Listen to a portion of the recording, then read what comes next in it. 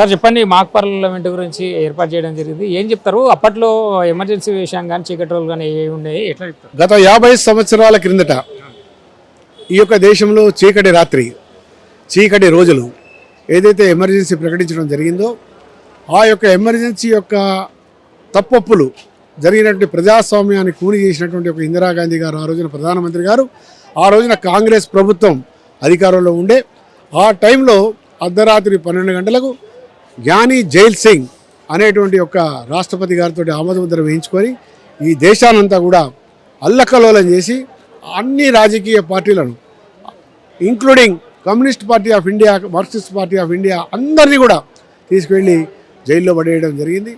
దానికి వ్యతిరేకంగా ఆవిర్భవించినటువంటి యొక్క జయప్రకాష్ నారాయణ గారు ఎవరైతే ఉన్నారో ఎల్ఎస్ఎస్ అంటే లోక సంఘర్షణ సమితి అనేటువంటి ఒక సంస్థ ద్వారా చాలామంది సుమారుగా ఒక 2.5-3 లక్షల మంది ఎవరైతే సత్యాగ్రహులు ఉన్నారో వాళ్ళంతా సత్యాగ్రహం చేసి మరి మీసా కింద, డిఏఆర్ కింద అరెస్ట్ అయ్యి అనేక కష్టాలు పాలై మరి తల్లిదండ్రులను కూడా వదిలిపెట్టి అష్ట కష్టాలు పడినటువంటి యొక్క అవి చీకటి రాత్రులు.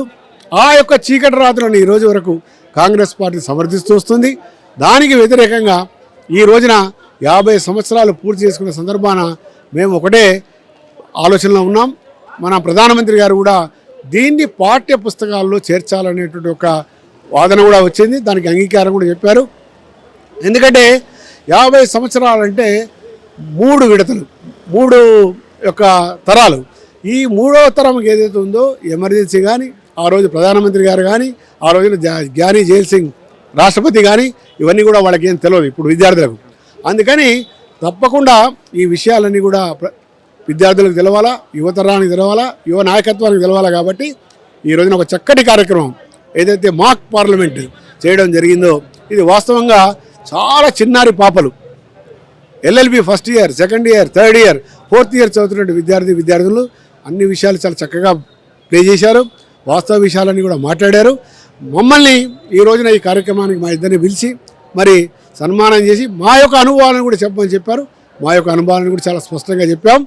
రాబోయే తరానికి ఎట్టి పరిస్థితుల్లో ఒక మంచి వాతావరణంలో మంచి రాజకీయ పార్టీ, ప్రజలకు సేవ చేసేటువంటి ఒక దృక్పథంతో పనిచేసేటువంటి ఒక నాయకులు ఎన్నుకోబడాలని చెప్పి ఈ సందర్భంగా నేను ఆశిస్తున్నాను. అంటే ఆ రోజుల్లో ఎట్లా ఉండేది? ఎంతోమంది కేసులు కూడా ఎదుర్కోవడం జరిగింది. అప్పట్లో కాంగ్రెస్ పార్టీ ఏ విధంగా వ్యవహరించింది? గతంలో ఎమర్జెన్సీ విధించినప్పుడు మేమందరం కూడా మీసా కింద అరెస్ట్ అయ్యి, డిఆర్ కింద అరెస్ట్ అయ్యి సుమారుగా 6 నెలలు, సంవత్సరన్నర జైల్లోనే ఉన్నాం.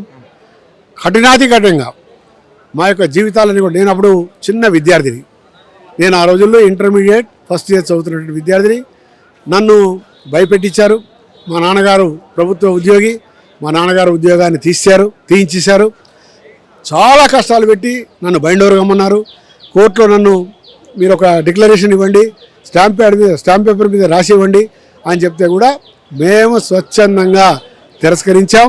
మేము రాసిచ్చే ప్రసక్తే లేదన్నాం. ఆ రకంగా జైల్లో సుమారుగా 6 నెలల పాటు జైల్లోనే శిక్ష అనుభవించాం.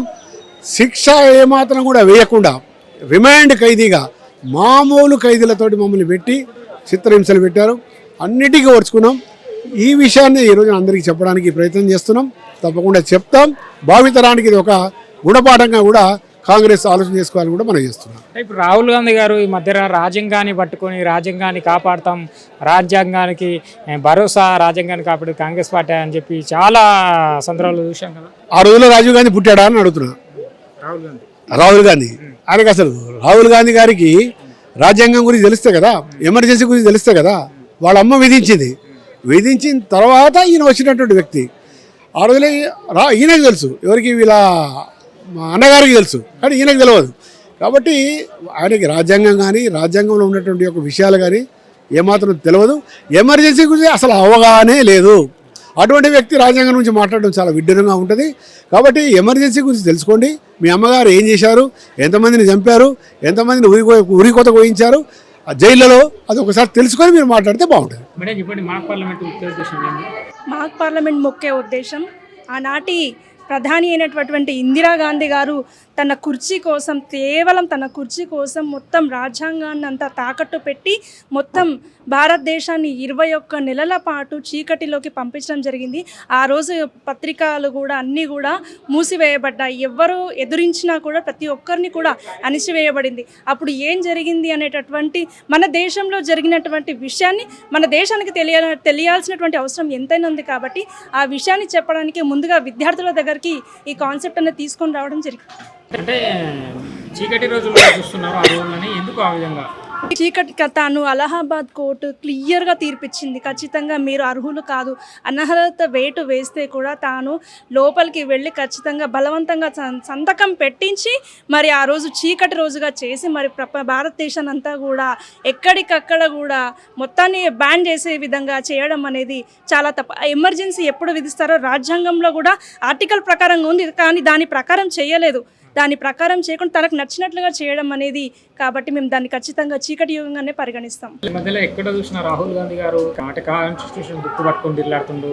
భారత రాజ్యాంగాన్ని రక్షించేదే మేము, కాంగ్రెస్ పార్టీ భారత రాజ్యాంగానికి రక్షణ అని చెప్పి. ఒక నెలలో కాంగ్రెస్ ప్రభుత్వం ఏదైతే విధించిందో ప్రజా పరిపాలన కానీ అధికారాన్ని దుర్వినియోగం చేశారు. కాబట్టి ఖచ్చితంగా ఇదొక్కటే కాదు, వాళ్ళు పెద్ద అతి తప్పు చేసింది ఏంటంటే విద్యా వ్యవస్థలో మార్పు. విద్యా వ్యవస్థలో మన దేశంలో ఏం జరిగింది అనేది మొత్తాన్ని కూడా దేశ చరిత్రనంతా వక్రీకరించి ఆ వ్యవస్థనంతా కూడా మన దేశంలో ఏం జరిగిందని విద్యార్థులకు తెలియకుండా, ప్రపంచం మన భారతదేశానికి తెలియకుండా మొత్తం చీకటిమయం చేశారు. కాబట్టి ఆ విషయాన్నంతా ఖచ్చితంగా విద్యార్థులకు కానీ ప్రజలు కానీ తెలుసుకోవాల్సినటువంటి విషయం అవసరం ఎంతైనా ఉంది. కాబట్టి ఖచ్చితంగా దాన్ని కింది వరకు ప్రతి ఒక్కరికి కూడా ఆనాటి చరిత్రను తీసుకొని వెళ్లాల్సిన బాధ్యత మాపై ఉంది.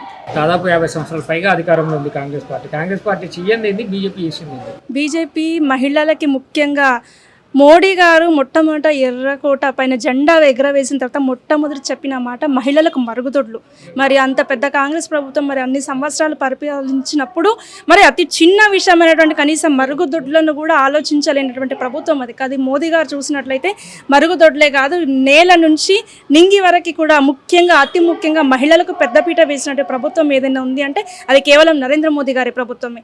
ఒకటి రైల్వే కావచ్చు, విద్యా వ్యవస్థ కావచ్చు, ప్రతి ఒక్క విషయంలో కూడా తాను క్లియర్ కట్గా పని విధానాన్ని మొన్న చూసినట్లయితే మరి అమెరికా ప్రధానికి కూడా క్లియర్గా హెచ్చరించారు, మీరు మధ్యలో రాలేదు, మేమే ఒప్పుకున్నా, మేము ఒప్పందానికి మేము మధ్యలో వచ్చాము అంటే ఏ పని చేసినా ఒక క్లియర్ విజన్తో క్లియర్ కట్గా పనిచేస్తారు.